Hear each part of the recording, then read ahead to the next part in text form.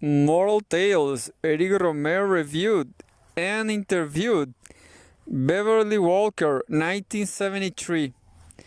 From Women and Film 1, number 3 to 4, 1973. When my night at Mott's hit the film scene 4 years ago, I breathed a sigh of relief that someone had at last created a character with whom I could readily identify. The fascinated Maud was perfect. She was educated and self-supporting, a doctor by profession. She enjoyed being a mother to her daughter, but made no apologies for her divorcee status. Her beauty and sex appeal were not surface artifice manufactured by Hollywood. They were totally integral to her character and personality. No passive sex object. She was perfectly capable of letting a man know she desired him. Brilliantly played by François Fabian, Maud captivated everybody, men as well as women.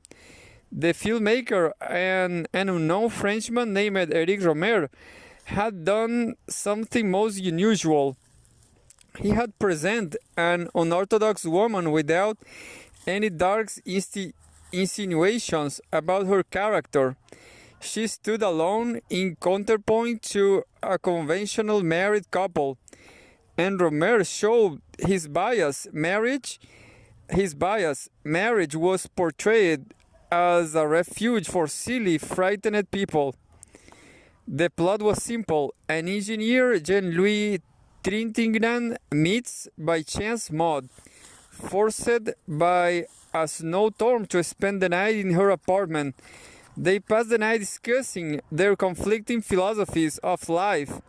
She attempts to seduce him, but he explains that he has already seen in church a girl he intends to marry. In mind, he has committed himself to her and must therefore remain faithful. They go their separate ways, and he eventually contrives to meet the girl, a blonde-haired student, Marie-Christine Baraol, who, like himself, is Catholic. They marry and have children. A few years pass. A brief epilogue shows an accidental encounter between Maud and her happy family. A sharp glance between the two women indicates that the wife is the student with whom Maud's first husband was having an affair when their marriage ended. Their mouths are closed. Their mouths are closed, however, and the husband will never know. He bids Maud adieu and scampers down the beach to build sand castles with his kids. The real substance of the film lay in its subtle audience of characterization and mood. Maud was free and open and ready to accept life as it happened.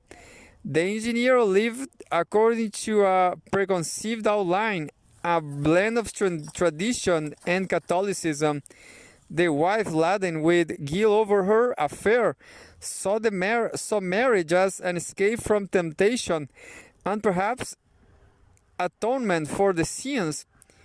My enthusiasm for my night at Mods lasted quite hourly. Being a maverick was hard enough without constant reminders from movies and TV that a woman is condemned if she doesn't go down the route of marriage and children. Eric Rohmer became my hero, then a friend, a film critic, and essayist. Planted a seed of doubt. The scenario went something like this. He, Eric Rohmer.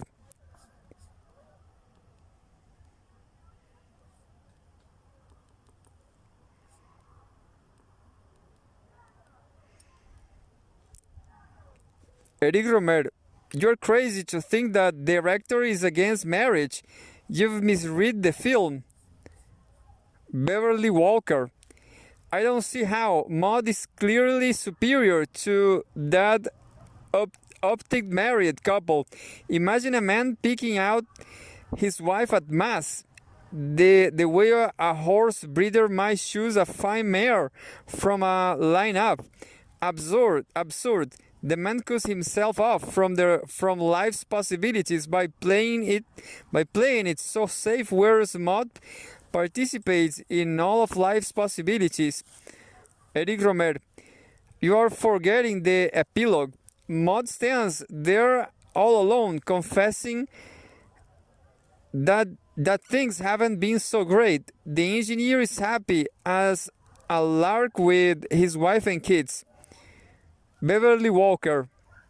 No, you have got it wrong. Maud has courage. She's so secure she can admit mistakes without feeling inhabilitated. And at least she knows she's unhappy.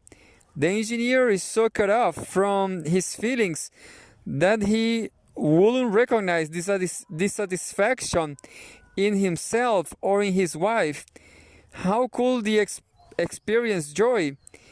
He's fixed things so that only a catastrophe could shake his boat. And his smugness is shown to be foolish by the fact that even the people around him protect him from reality. Neither Maud nor his own wife will ever reveal his wife's contribution to the breakup of Maud's marriage. Eric Rohmer. Patient, exhausted. I know the man. He's a devout Catholic who is absolutely devoted to his wife and children. He lives a monastic life and has never, ever been known to get involved with another woman. Well, you may have a point. I said unconvinced. Hope dies hard. My curiosity about Rohmer increased. I pried into every corner of his life by reading everything I could about him and questioning anyone I met who knew him. I learned that he was already close to 50 and had been one of the founders of Carrière du Cinéma. My Not That Much was number 3 in a series he called Moral Tales. He had written the scripts 20 years earlier, and each story was to be a permutation on the same theme, that of temptation mastered. Each was to have a common symmetrical construction. A man in love with one woman meets another. For a brief interlude, he flirts with the idea of liaison. In the end, he decides against it and returns to the first. It was a variation of the perennial triangle. Parisian film gossip revealed that Rohmer kept his personal and professional lives totally separate. Almost no one had ever met his wife and children or been invited to his home. There was conjecture that his wife didn't even know he was a filmmaker, and that his mother didn't for sure. He had been a professor for years, teaching under a pseudonym. So devoted was he to his students that he stopped shooting his first film, when he discovered it was taking too much time away from his students. It was never completed. That information only served to make him more interesting. A man of real moral conviction. Every filmmaker I knew would have sold his grandmother into slavery to finish a film. As subsequent Rohmer films came forth, it became less clear that he was up to. La Collectionneuse, Moral Tale number 4, but maybe before Maud, is the tiniest of the series. A promiscuous girl named Haide Politov the collector of the title, bewitches a couple of intellectual dandies on summer in Saint-Tropez. One of them, Danielle Pomerol, finally gets her out of his system by sleeping with her, but the other, Adrien Patrick Bauchau, remains thoroughly befuddled. He alternates between indignation at her behavior and enchantment mixed with envy at her freedom.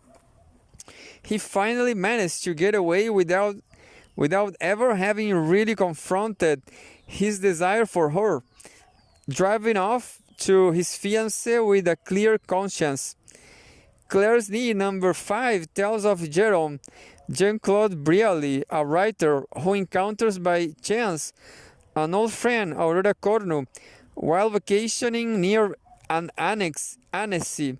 While visiting Aurora, he becomes intrigued by her hostess daughter, a beautiful girl named Claire Laurence Le Monaghan, already engaged to be married. He feels guilty about his attraction to the girl. Aurora is amused by his discomfort and urges him to pursue Claire. See what happens. A poet, she enjoys manipulating people as well as characters. Claire's stepsister Laura, Beatrice Roman, is there too.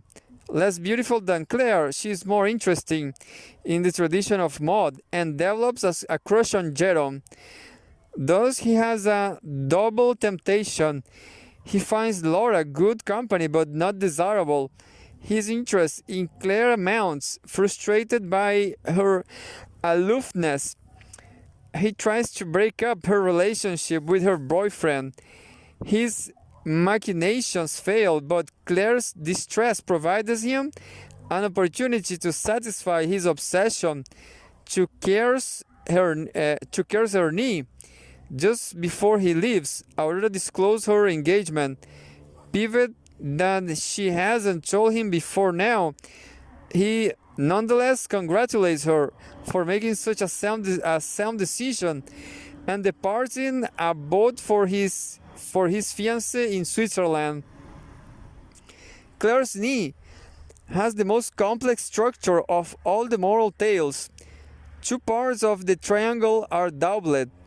The role of the narrator is split between the man and his friend Aurora. Each of them has already made a decision to marry and live a normal life before the film begins. Her vicarious enjoyment of Jerome's crisis implies that she has already passed a similar temptation, and added complexity in the question of their relationship. Were they lovers? Was she a temptation he passed up, perhaps because of her former independence? Therefore, Aurora might also be seen as a temptress out of his past, thus tripling that side of the triangle. At the time of the film, however, she seems to have showed her wild oats and be reconciled to the safety and tranquility of marriage. She was taking a rather dull fellow as her fiancé. The temptress or liberated woman side of the triangle is likewise shared by the two young girls. Claire is similar to the wife in Maud, and therefore is an inadvertent temptress. We know she will settle down one of these days and become a good wife. Laura, the more unconventional of the two, is rejected by Jerome. By the time I had seen the two additional films, I began to wonder if my friend hadn't been right. Perhaps I had misread Rohmer. He had continued to create offbeat, free-spirited females, but it appeared to me that some kind of subtle judgment was being made against them. A. They were always portrayed as a temptation. B. They were always pitted against a more conventional woman. C. They always lost the man. There seems to be an implication that the independent woman was never going to find true happiness. Not on this earth, anyway. It was perplexing because these women were always far more interesting than the wife or fiancée, when the latter was even present in the film. In La Collectionneuse and Clarisny, we see her only in a photograph. Even though each of the films was named after the independent woman, the central character was always a man. It was his story, his crisis. Will he or won't he be unfaithful? Could that be the moral Eric Rohmer was talking about in Six Moral Tales? In his final film of the series, Glow in the Afternoon, the battle lines were clearly drawn. All points of the triangle were visible in the story. The wife, for the first time, was given almost equal time on screen. The situation was the same as in the previous films. A man already promised to one woman. In Glow, he is married, meets by chance another. He flirts with the idea of an affair, but ultimately conquers the temptation and returns to his wife. And Romero switched things around a bit this time, loading the dice. The man's wife, Ellen Francois Beverly, is educated, impeccably dressed, and composes herself with dignity and grace. She's a most sympathetic figure. The independent woman, Chloe So, is an unkept hippie, promiscuous and unable to hold a job. Worse, she is conniving and treacherous. Bent on seducing the man despite his stated protestations. Frederick Bernard Verley is the weakest of all Rohmer's protagonists. He goes further toward completion of the unmentionable act than any of the others.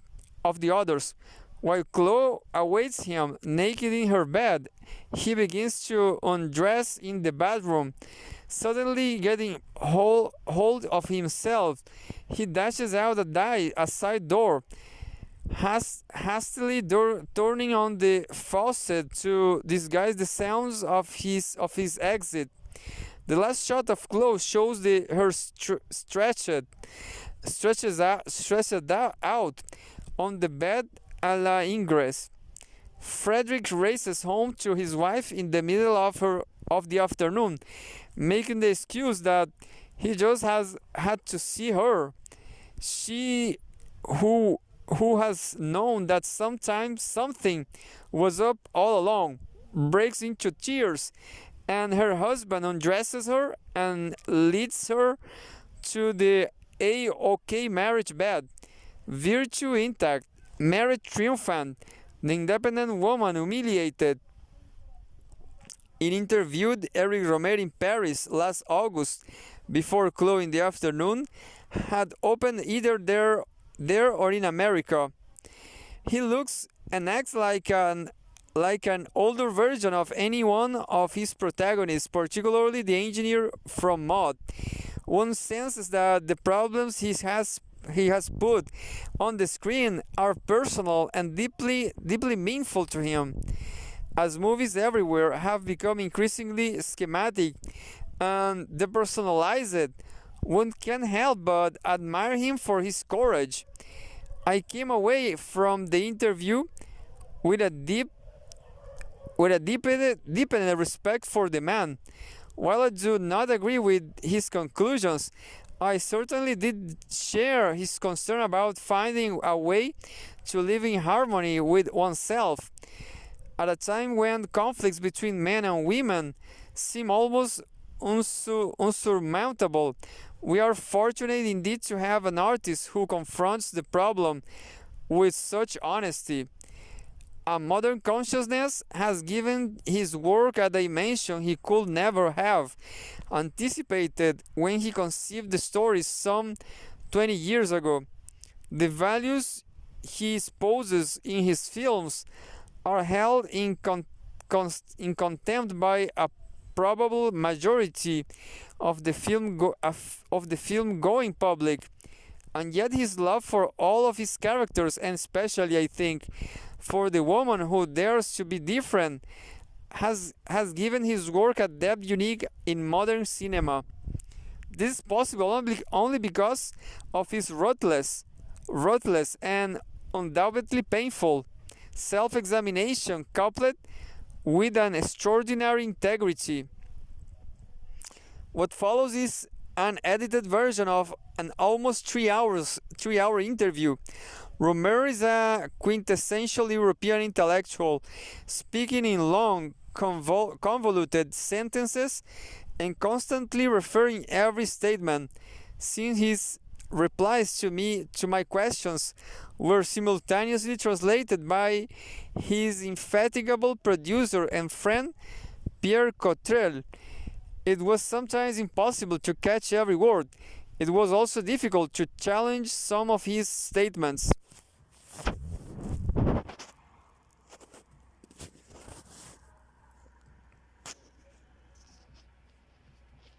Beverly Walker, Mr. Rohmer, Nestor Almendros, cinematographer for all of Rohmer's films, told me that you are the most conscious filmmaker he has ever seen. That there is no one element on your films over which you do not have total control. Do you feel this is true? Eric Rohmer: yes. Beverly Walker: does that mean that your films always correspond exactly to what you wrote and envisioned? Eric Rohmer: the first day's shooting corresponds to the idea, but as each day's filming progresses, the rhythm is controlled by other factors, and you feel betrayed by the technique. But gradually, you get used to this version and begin to see the film not the way you imagine it in your mind's eye, but for what it is on the screen. When it's finished, it somehow corresponds to the idea that you had, or the idea that has been transformed through the process of shooting. As to Chloe in the afternoon, it is extremely faithful to the letter of the script. Beverly Walker: are you never surprised? Eric Rohmer: the greatest difference comes in the way the actors play, which makes my intentions more clear and yet somehow modifies them too. For example, when you read a novel, there is always a certain freedom to imagine the character from its literary description. In film, impossible. He is what he is on the screen. If the same words were said by a different actress than Sozo, the character will be different. She brought a personal touch, and this is what interests me in cinema. To put together things that exist with things you are not totally master of. I like the actors to bring me something. I want them to interpret. This way the film always surprises me. And this is what I want. It's necessary that something happen during the shooting, even in films as elaborated in their scenarios as mine are. And I will add, this is what makes the cinema interesting to me. This is why I make films instead of writing books. Beverly Walker, which is more interesting for you, the writing of your scripts, or the shooting? Eric Rohmer, they are equally interesting. I'm not interested in making adaptations. In the moral tales, I never consider myself only a amateur in scene. I couldn't convince one without the other. I notice nowadays there are more and more authors in the cinema. Beverly Walker, what is the genesis of the moral tales? Eric Rohmer, 2 or 3 came from title stories I wrote when I was very young that I thought of publishing, but I modified them completely and never published them. When I became interested in the cinema, I didn't think the stories were filmable. Then one day I had an idea for a film, La Boulangere de Monceau, one that was not written out, and I realized that this little scenario had something in common with the tales I had written before. Splitting hairs, I realized in the stories that had a common theme, and I decided to point out this theme and make 6. I thought that instead of looking for a producer before making the films, it would be better to make one film and then get a producer. I felt the producer of the public will come later, and finally they came. Beverly Walker, how did you decide their order? Note, Rohmer lists My Night at Mods as third. Thought it was shot after La Collectionneuse, which is number 4. Eric Rohmer, the order was that of the easiest to shoot. At the same time, the first one was a simple story, and the last enriched by all the others. In both La Boulangere de Monceau 1 and Clos 4, the theme is apparent. It's like a musical composition when the theme returns in the last movement.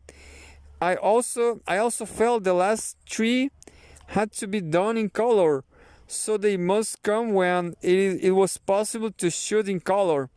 Note, meaning when there was a sufficient budget, except for Maud, which was always conceived in black and white. And of course, it was easier to make the first films with young people because there are more of them not doing anything, and they will make movies without being paid.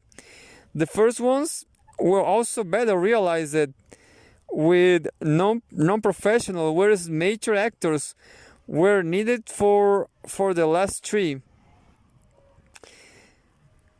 Beverly Walker, I find it extraordinary that you could have conceived the stories for these films 20 years ago and filmed them with almost no change. In other words, that you as a person, as an artist, didn't change and therefore find it necessary to alter your scripts. Did you never feel at odds with yourself? Eric Rohmer, you can judge from reading the scripts that I always remained faithful to myself. There were some changes. For example, I wrote Maud right after the war, and the hero was retained in the girl's apartment not by snow but the curfew. He had already decided to marry the girl whom he had seen, however, and there was no religion originally. Beverly Walker, why did you add that element? Eric Rohmer, the concept of the moral tales was that there will be an explicit philosophy expounded. not my own, but that of the character. Although this is difficult in cinema, and there is the danger of doing a thesis movie. It was a reaction to a certain conception of modern literature. When I wrote the stories that led to the moral tales, I was discovering American literature between the wars. Was that what was called behavior literature? It was the painting of situations. What people said was less important than the literature that preceded it. This eventually led to the French novel Roman. I felt the cinema had to do something different from literature, so I acted against this tendency. I think that in life, in our Occidental society, since I know very little of others, conversation often involves things other than the frivolous, rather ideas and feelings. Those were the subjects I wanted to show in my films. Moral means that each person expresses his philosophy of life. I don't want to sound too pretentious.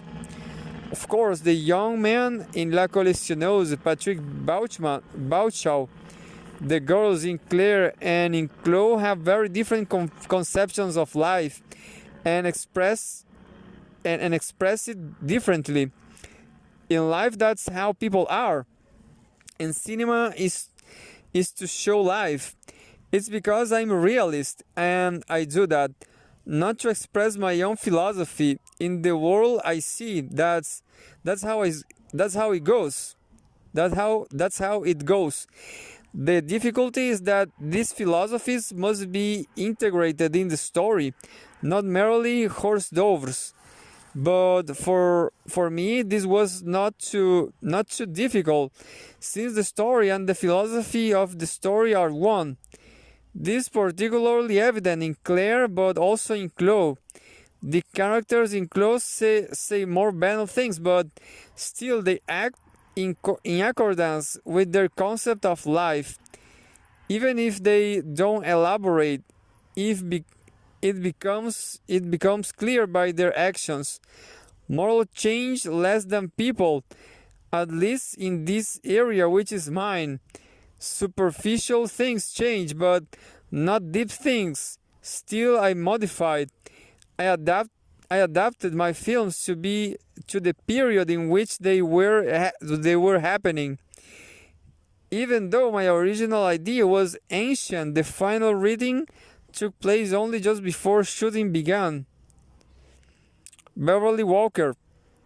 I should think audience reaction to the character of Chloe, as well as Maud, would have been very different 20 years ago, far less approving.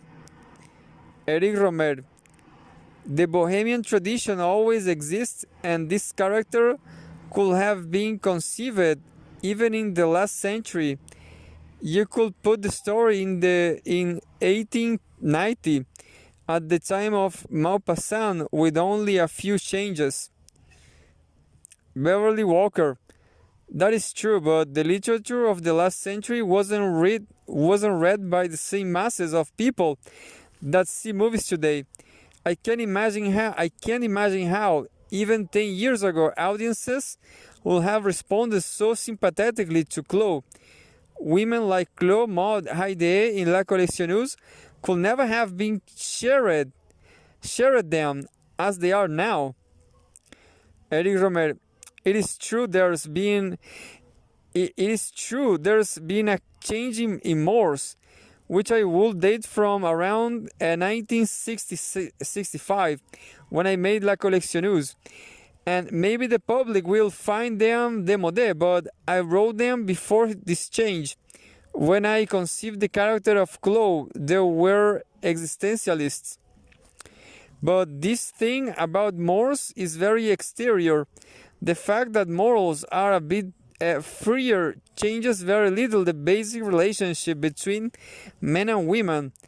What makes my subjects free from fashion is that my characters do not claim a certain freedom against the rules of society. They do not try to free themselves from from social pressure. There is not a conflict between the individual and society. The conflict is more between the freedom of the character and the rule he imposes on himself. Frederick, the husband in Chloe, has a rule which is to be a good husband. Chloe do not get not to get married, and in as much as in any society there are rules, whatever they may be, these subjects are valid. If it's not bourgeois morality, it's anti-bourgeois morality. Some say that the very idea of morals is passé, but I do not feel that.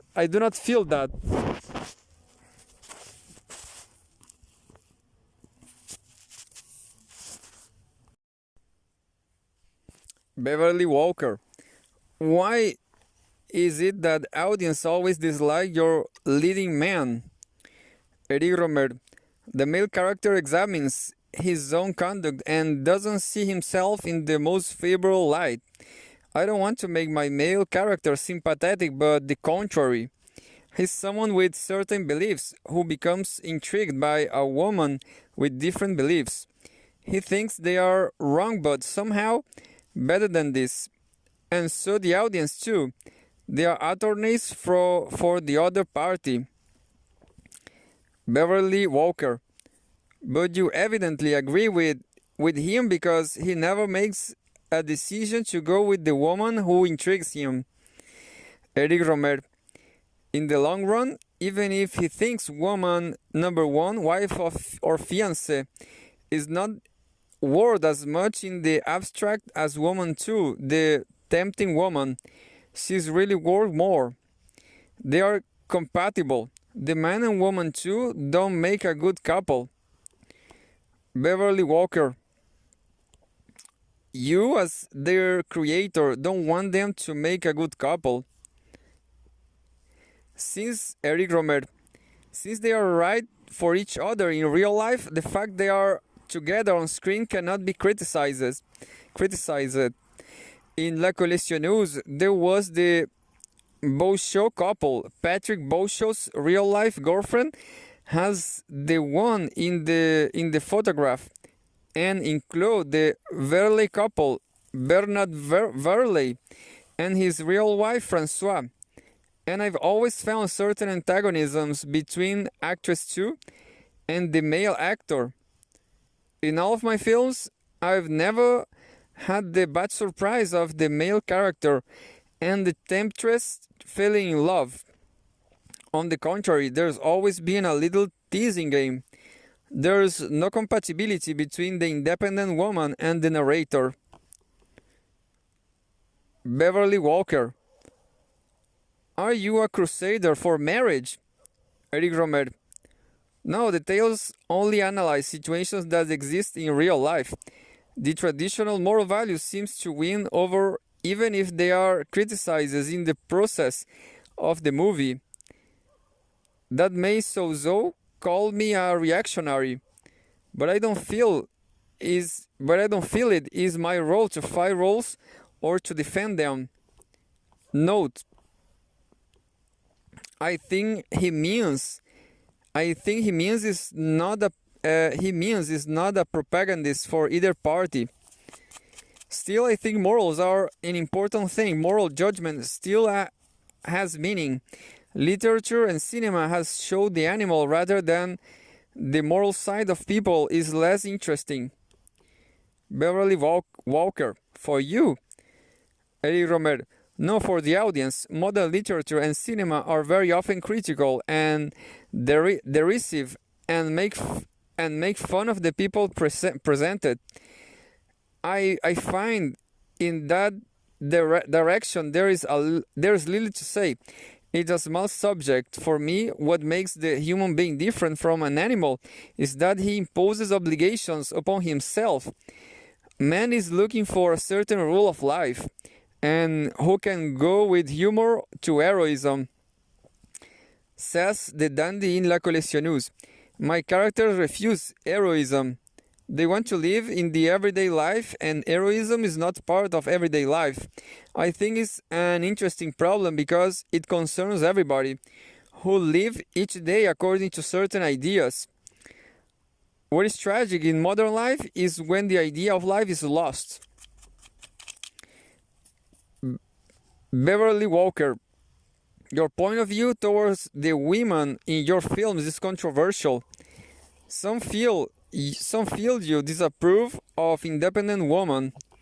Eric Rohmer, the tales are moral in as much as the characters follow a certain idea of life, even in common everyday situations. But you must realize that woman one has just as equally a strong notion of life as woman two.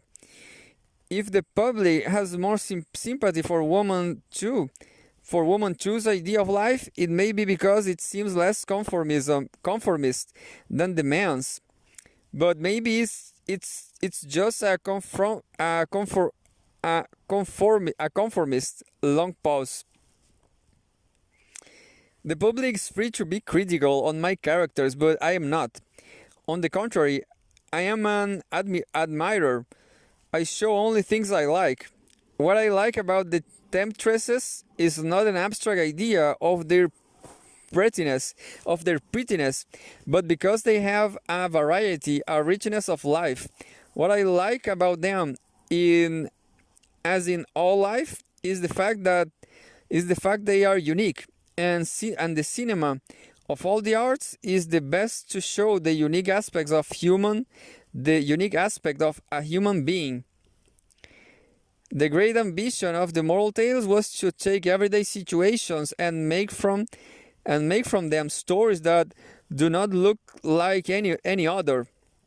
I like to find a situation in which I could find myself. If my moral tales appeal a little to the public, it is because they show that life is not as dull as reading magazines or statistics, and that passion and feelings cannot be reduced to figures and percentages. Beverly Walker, forgive me for staying on this subject of your women a little longer. Why is it that in all your films the independent woman always loses the man?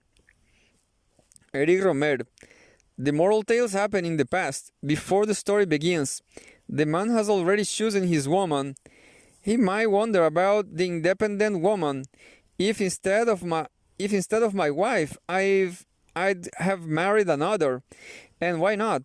There might be millions of women he could marry, but I don't right to justify his choice of one or the other. I rather to show what is happening in the heads of the people. Beverly Walker, it's difficult to take sides. Your independent woman or temptress is always far more interesting than the wife. Francois Fabian ran away with Maud. Eric Rohmer, it's necessary that the merits of the two women be approximately equivalent. I realized that after the films were made that audiences had more sympathy for one or the other of the two ladies.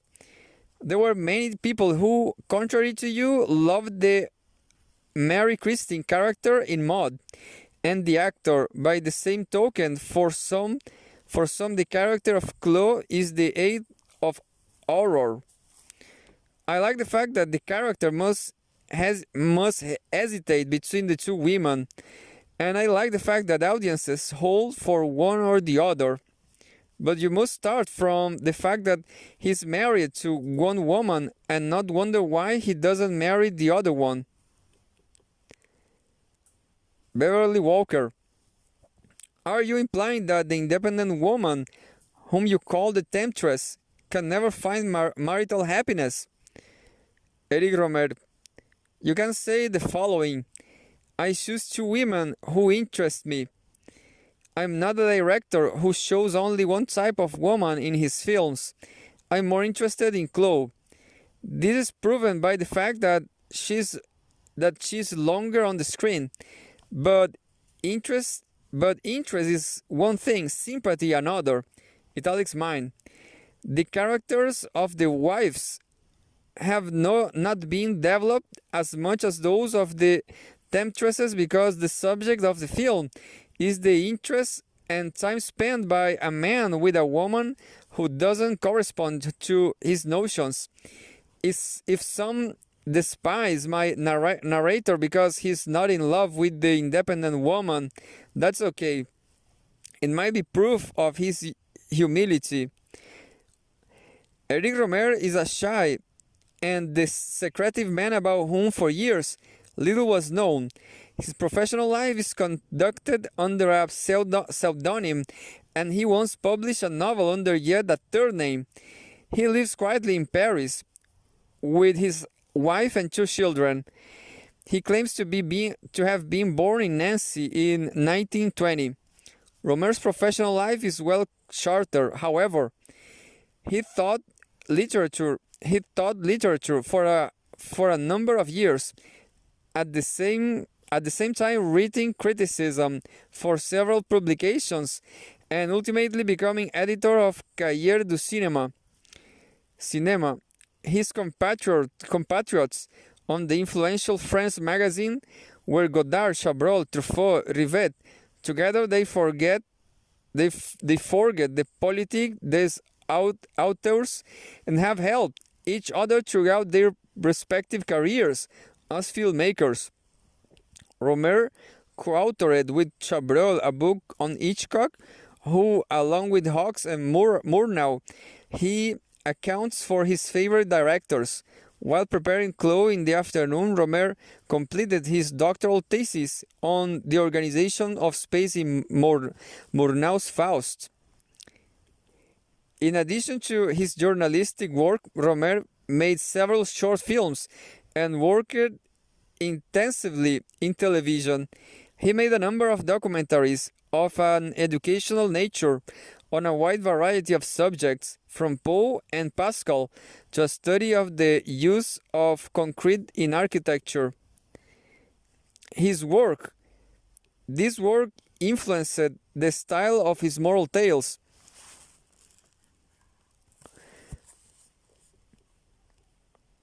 For me, television was a way of studying.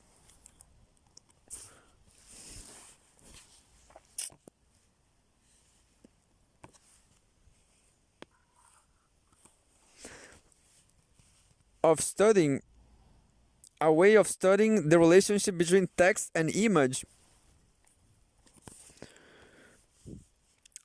It taught me how people react, and I learned from television not to use too many effects, to leave the camera immobile in front of the speakers.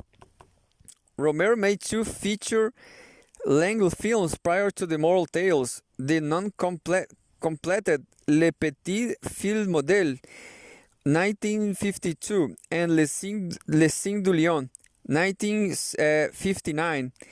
In 1962, he made La Boulaguer de Monceau, the first of his moral tales, made in 60mm black and white. It was 26 minutes long and starred Barbet Schroeder, the executive producer of all his subsequent films. The following year, he made the second of the series, Le Carrière de Suzanne. These films were eventually sold to French television, providing the funding for La Collectionneuse. Each of his films has, in turn, financed a successor. Rohmer spends a lot of time preparing his films and then shoots them in 6 weeks, rarely repeating a take. The preparation time is divided between research and actors. Locations are scouted with great care, with special concern for the best light of day for each. Rohmer is influenced by certain painters and studies their work carefully. A touch of Ingres may be noted in Chloe in the Afternoon. He is always accompanied by his director of photography, Nestor and Almendros. Rohmer avoids easy beauty, but at the same time, he wants every shot to be beautiful, says Almendros. Rohmer chooses his players with utmost care and has demonstrated an eye for unusual personalities, particularly in his choice of women. He spends a lot of time with each of his leading players. He gets you thinking about the characters, says Bernard Verley, and by the time shooting begins, you are very electric. Rohmer often tailors his dialogue for the specific actor, giving it to him or her a few days prior to the shooting of a scene. As sports enthusiast, Rohmer runs 3 miles every day, and as part of his 30-year crusade against pollution, refuses to own a car. An occasional cigar or glass of wine are his only known vices. Tea is served promptly at 5 p.m. every day on his set. Rohmer's future plans include publication of the Moral Tales and in 1975 a new movie.